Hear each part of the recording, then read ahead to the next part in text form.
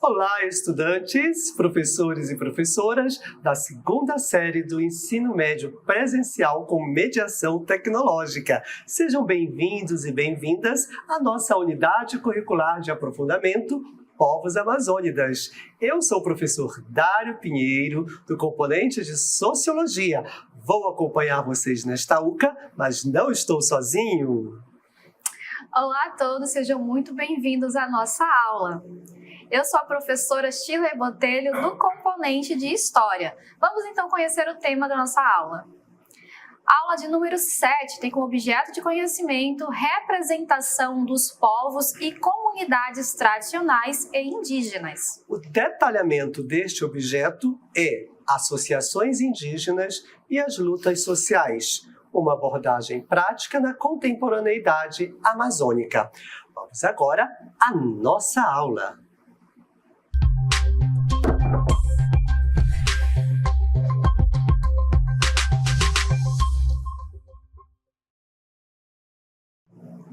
Muito bem, nesta aula nós vamos abordar um tema muito importante que é a respeito da luta dos povos indígenas em prol das suas demandas, das demandas das suas comunidades. E nós vamos observar como esses povos se organizam, quais estratégias eles utilizam para o enfrentamento dos seus desafios.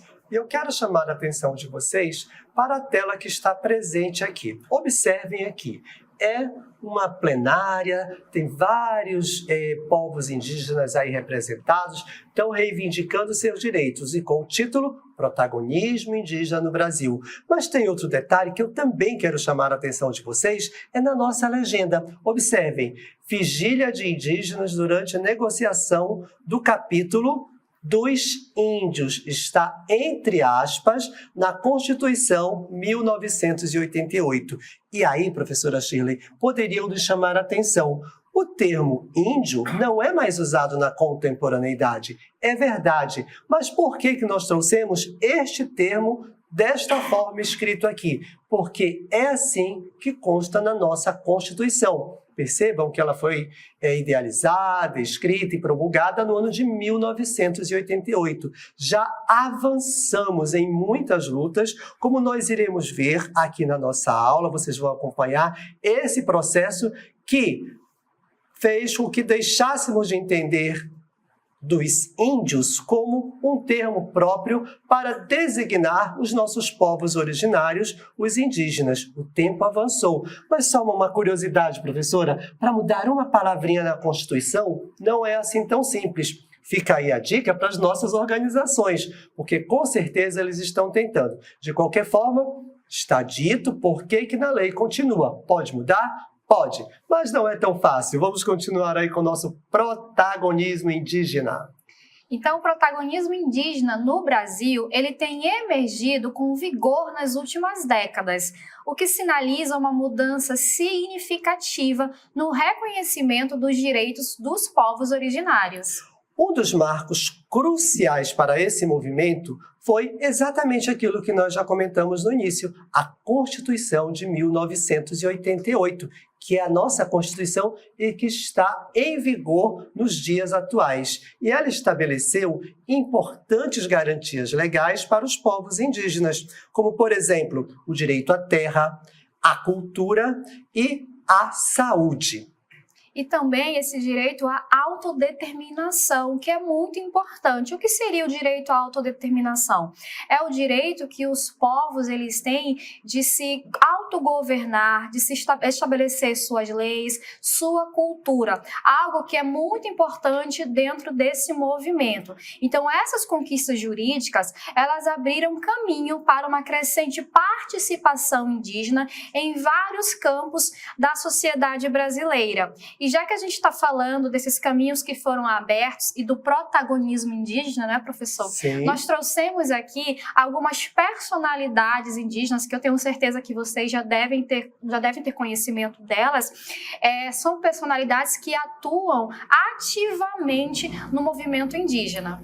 Então, são personagens que são, digamos, peças-chave dentro desse protagonismo indígena no Brasil, que se tornaram, a partir das suas vidas, das suas lutas, essas pessoas de renome em prol dos povos originários do nosso Brasil. Vamos começar com o primeiro exemplo que nós trouxemos, que certamente vocês já conhecem, como a professora Shirley falou, mas a gente quer destacar. Sim, queremos destacar aqui. Como é o nome dele, professora? Temos aqui o cacique Raoni Metukitiri. Ele é mais conhecido como cacique Raoni, é uma das mais proeminentes lideranças indígenas do Brasil. Ele é reconhecido internacionalmente por sua defesa das terras e direitos dos povos indígenas. Nasceu por volta de 1930, lá no estado do Mato Grosso, professor. Ele é membro da etnia Kayapó, parte do grupo G. Eu também quero dizer que o cacique Raoni é também conhecido por seu trabalho diplomático, construindo pontes entre comunidades indígenas, ONGs, que são as famosas ONGs, organizações não governamentais, governos e sociedade em geral. Então ele fez essa ponte entre as comunidades indígenas e vários órgãos da sociedade. Para quê, gente? Para promover o diálogo e soluções para a preservação do meio ambiente e o respeito aos direitos indígenas. Ele recebeu diversos prêmios e reconhecimentos internacionais por sua liderança e compromisso com a causa indígena. Isso mesmo, ele é bem compromissado com a causa indígena. Outro personagem, outro protagonista que nós vamos trazer para vocês é Davi Copenaua. Gente, Davi Copenaua é um importante líder indígena e xamã do povo Yanomami, uma das maiores tribos indígenas da América do Sul. Ele nasceu, olha aí, em 1966. Claro que no território Yanomami, né? Localizado aonde? Na região amazônica, entre o Brasil e a Venezuela. Gente, ele foi fundamental na campanha que resultou na grande demarcação do território Yanomami, isso lá em 1992. Isso, gente, é um marco muito importante na proteção dos direitos indígenas no Brasil. Além disso, professor, Davi Copenaua, ele cofundou a Utucara, que é a Associação Yanomami. Ela é uma organização que trabalha para defender os direitos dos Yanomami e promover a sustentabilidade em seu território. Olha a importância, né? Realmente é muito importante. Nós vimos aí 2 representantes do sexo masculino. Professora, a senhora poderia apresentar para nós uma representante do sexo feminino dentro desse protagonismo indígena? Claro, não podia faltar, né? Sônia Guajajara. Não podia faltar uma liderança feminina muito importante. Então vamos falar de Sônia Guajajara. Ela é uma proeminente liderança indígena, ativista e política brasileira. Ela é conhecida por seu trabalho em prol dos direitos dos povos indígenas e pela defesa do meio ambiente. Nascida em 1974, na terra indígena Araribóia, no Maranhão. Sônia é parte do povo Guajajara, um dos maiores grupos indígenas da região. Professora, eu também vou dizer para todos nós aqui que ela ganhou destaque nacional e internacional como coordenadora da Articulação dos Povos Indígenas do Brasil, conhecido pela sigla APIB, eu acho que é isso, APIB. Gente, é uma das mais importantes organizações indígenas do nosso país. Nesse papel, ela liderou campanhas, manifestações para a demarcação de quê? De terras indígenas, contra a violência, a exploração desenfreada dos recursos naturais da Amazônia e muitos outros itens. Então, em 2023 tem um dado muito importante, porque a Sônia Guajajara, ela tornou-se ministra dos povos indígenas do Brasil, sendo, portanto, a primeira pessoa a assumir essa pasta recém-criada, que é um marco histórico para a representatividade indígena no governo brasileiro. É importante destacar isso que a senhora acabou de falar, professora, que Sônia Guajajara assumiu uma pasta nova que foi criada, que é o Ministério dos Povos Indígenas, mas foi assumido por uma indígena, por um representante, vou dizer assim, dos nossos povos originários e que realmente tem uma trajetória de luta, de protagonismo, de conquistas não só nacionais como internacionais, em prol, em favor dos nossos povos originários em todo o território brasileiro. Muito legal, mas eu acho que tem mais gente aí que também está lutando em prol de causas indígenas como protagonista, não tem, professora? Temos sim, professor. Vamos apresentar para vocês também o Daniel Munduruku.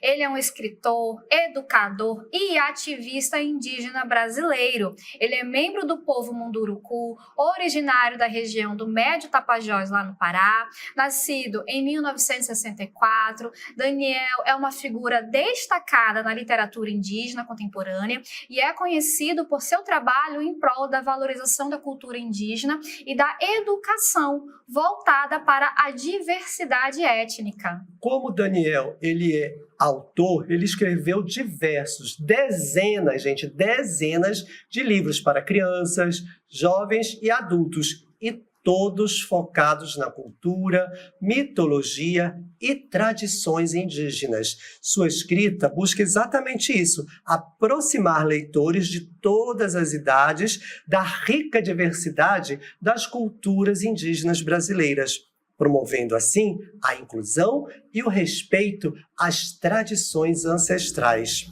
Seus livros são amplamente utilizados em várias escolas por todo o Brasil e também em projetos educativos, contribuindo para uma compreensão mais profunda das culturas indígenas em todo o território brasileiro.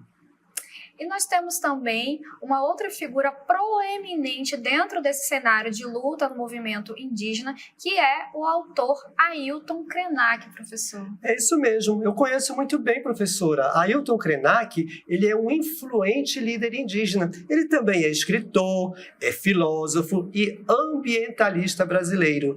E ele é membro do povo Krenak, que é originário do estado de Minas Gerais. Krenak nasceu em 1953. Ailton, gente, se tornou uma figura também muito importante na defesa aí dos direitos indígenas, da preservação ambiental e na crítica ao modelo de desenvolvimento predatório. A sua trajetória é marcada exatamente por isso que nós estamos falando desde o início da aula, pelo ativismo, pelo protagonismo e pela promoção do diálogo entre as culturas, que são as culturas dos povos originários e a cultura dominante. Isso mesmo, e além da sua atuação como líder indígena e escritor, Ailton Krenak é um orador e filósofo respeitado. Ele é frequentemente convidado para palestras e conferências onde aborda temas como sustentabilidade, diversidade cultural e cosmovisões indígenas.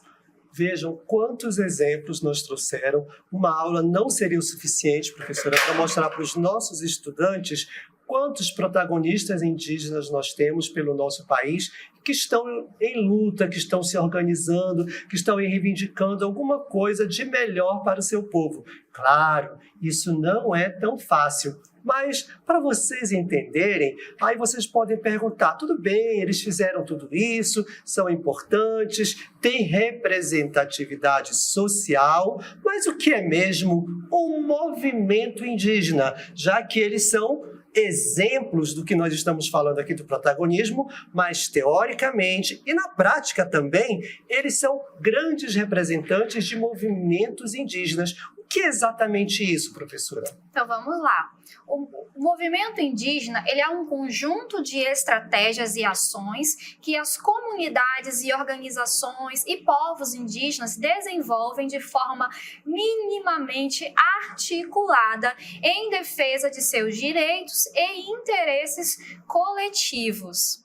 Eu acho que eu entendi. Então, o movimento indígena, se nós trouxermos para a língua da sociologia, nós podemos dizer que é um movimento social. Por quê? Porque eles têm uma organização mínima, como nós vimos aí escrito, mas esta organização mínima permite que eles avancem, que eles tenham conquistas, que eles se organizem. Então, percebam que dentro da linguagem sociológica, isso caracteriza evidentemente um movimento social. É a luta de uma minoria, de um grupo minoritário em busca de melhorias para seu povo e para aqueles que pertencem aos povos originários. E essa luta, professora, ela tem que ser, sim, organizada. E ela está presente em todo o nosso país. Nós chamamos esses movimentos sociais que depois se transformam em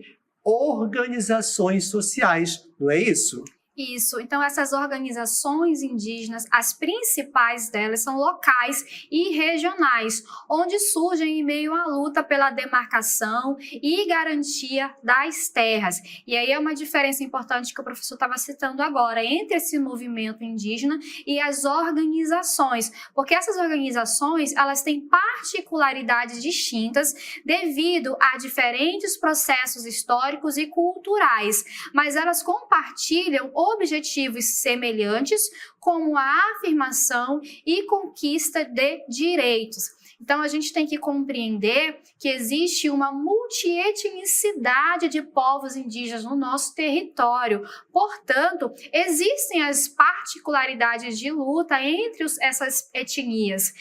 E aí, quando se juntam entre desafios encontrados que são comuns a toda a comunidade indígena, nasce, portanto, o movimento indígena. Exatamente, aí é um movimento social, mas como a professora Shirley acabou de falar e vocês devem registrar, existe aí a multietnicidade. Então, o que é necessário para um pode não ser necessário para outro. Existem organizações indígenas em todo o Brasil. De um modo geral, todas têm o mesmo objetivo, mas existe uma diferença teórica e na prática também entre movimento organizado e organizações tradicionais. E é isso que nós queremos frisar. As organizações tradicionais, elas representam a estrutura de cada comunidade ou povo. Observe, dentro da multietnicidade, a organização pega a estrutura de cada comunidade ou povo, focando em questões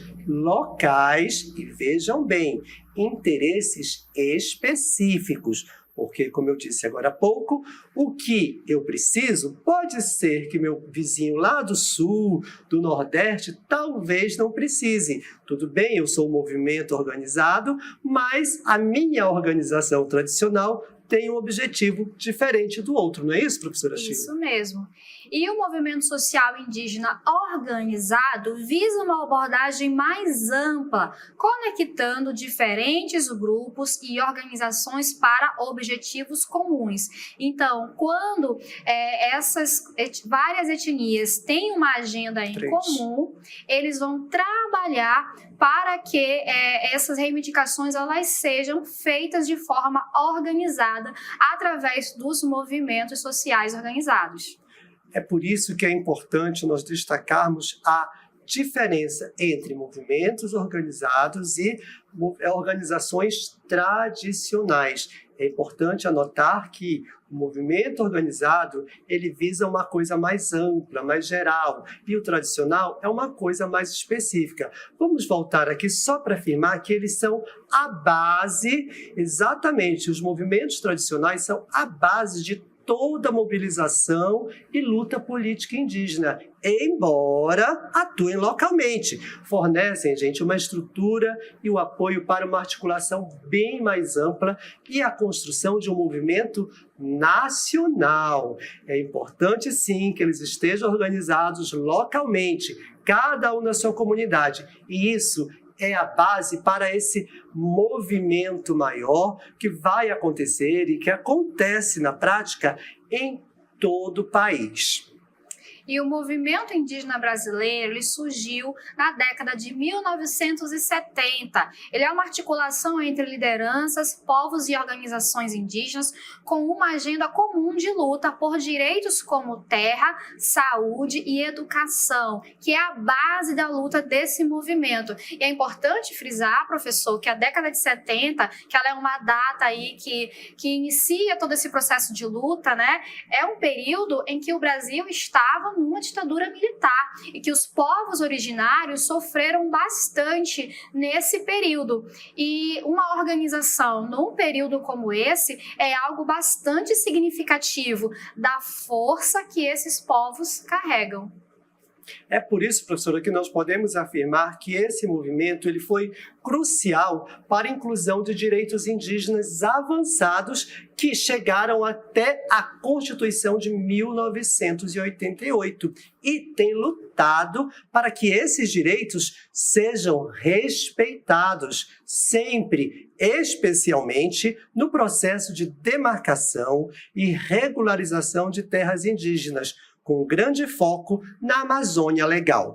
E a capacidade de organização do movimento nessa região, ela contribuiu para o sucesso dessas conquistas territoriais, tamanha a força que esses movimentos eles vão agregar.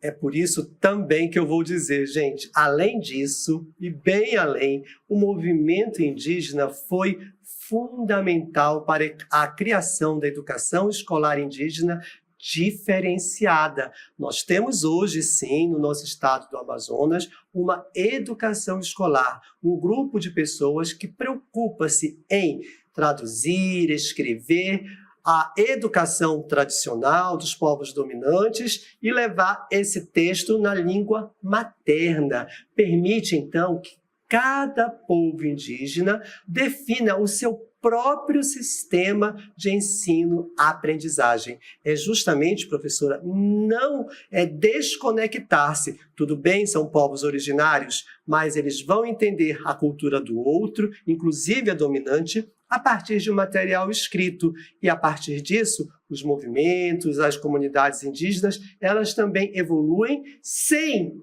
perder a sua originalidade. E isso, professora, foi uma luta que foi levada aí durante o tempo, não foi da noite para o dia, tem toda uma história aí, não tem? Exatamente. E para fechar melhor o entendimento sobre o histórico dessa luta que nós estamos trazendo para vocês, a gente vai observar agora um pouquinho desse avanço, como que se deu esse avanço a partir da década de 1970.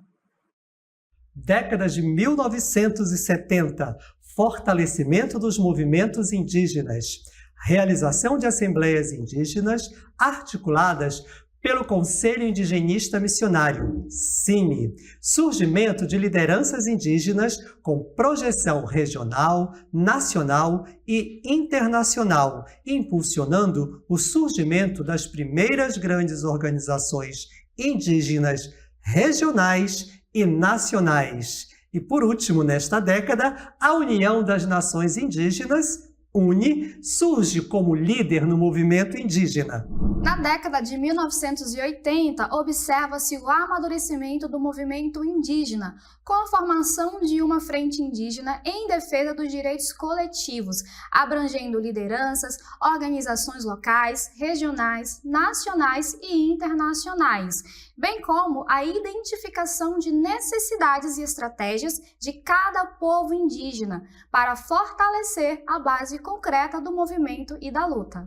Na década de 1990, temos a proliferação de organizações indígenas. Surgem numerosas organizações e associações indígenas em aldeias, locais, étnicas, regionais e nacionais. E aí, o número de organizações indígenas cresce rapidamente.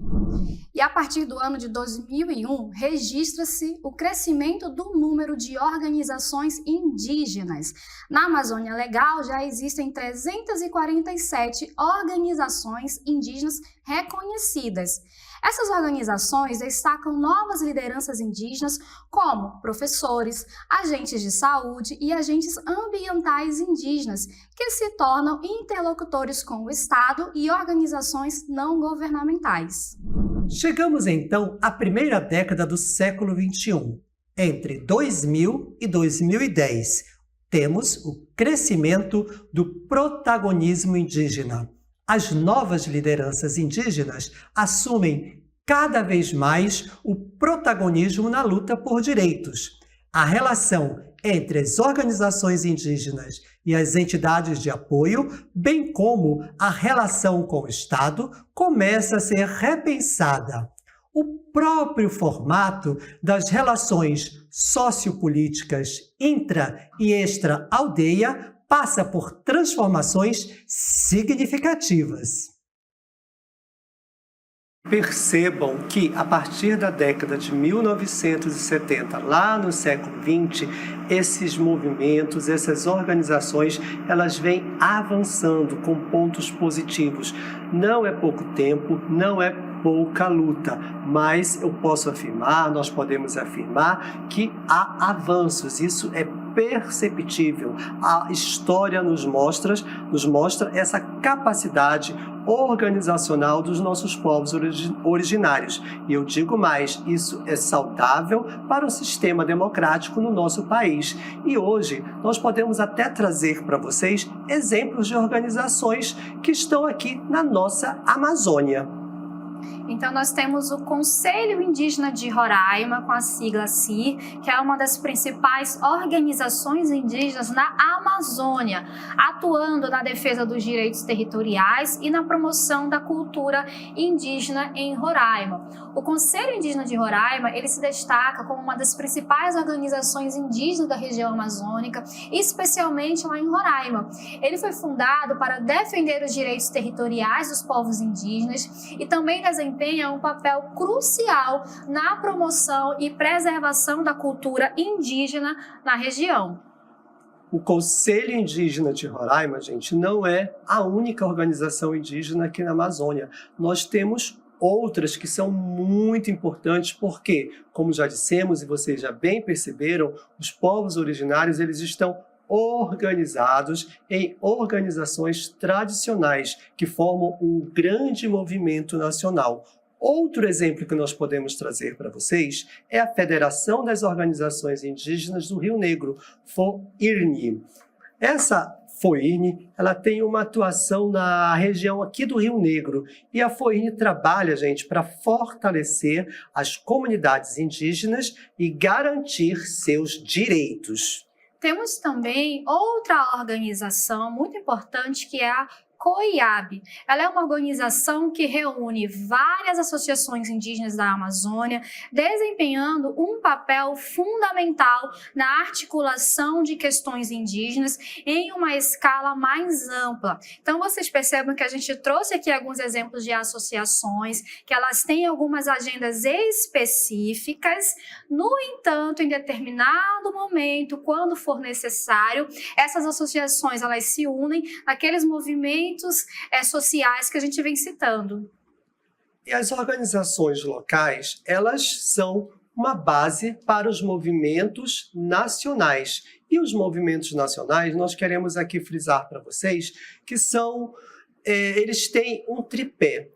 São três coisas, professora, que estão presentes em todos os movimentos nacionais, mas também estão presentes nas organizações tradicionais.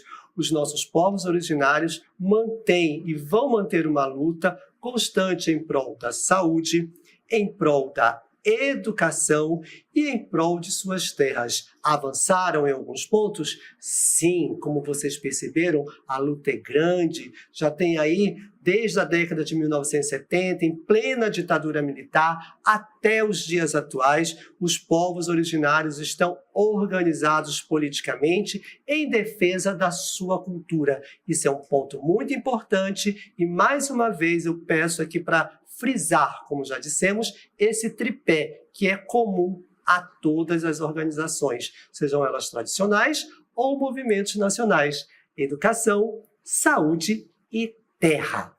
Muito bem, então já estamos todos cientes da importância desse movimento, como eles se organizam, como eles se articulam localmente, e essas reivindicações elas vão para o plano mais geral através dessas movimentações sociais. Esperamos então ter atingido o nosso objetivo, né, professor? Com certeza, acredito também que sim. Lembrando que tudo isso, gente, está na nossa Constituição. Muito obrigado pela participação de todos e nos vemos em uma próxima aula.